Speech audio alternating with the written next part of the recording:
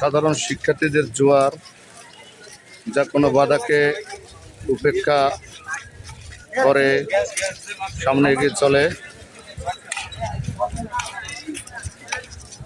বাংলা একটা কথা আছে, যৌবন যার যুদ্ধে যাবার সময় তার। দাবি আদায়ের জন্য সাধারণ শিক্ষার্থীরা আজকে রাজপথে নেমে এসেছে। সরকার প্রধান যে ন্যাক্কারজনক কথা বলেছে, সে কথার জবাব দেওয়ার জন্য সাধারণ শিক্ষার্থীরা দেশপ্রেমকে ধারণ করে বুকে রাজপথে নেমে এসেছে। এটা ভালোবাসা, দেশপ্রেমের প্রতি।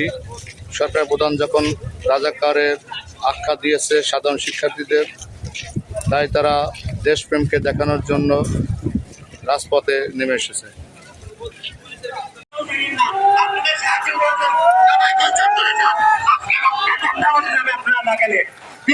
থেকে ছাত্রলীগের গুন্ডারা মজিদ করে আসতেছে।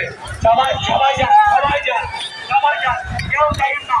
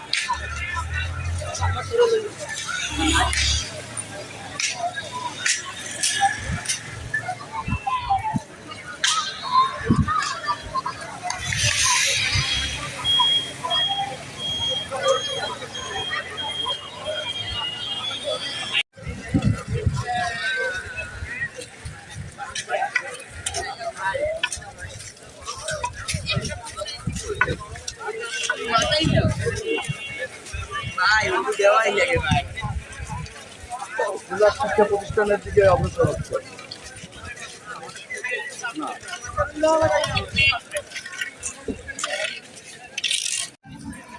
বন্ধুগণ, সাধারণ শিক্ষার্থীদের পথচারণায় মুখরিত বরিশাল সিএমবি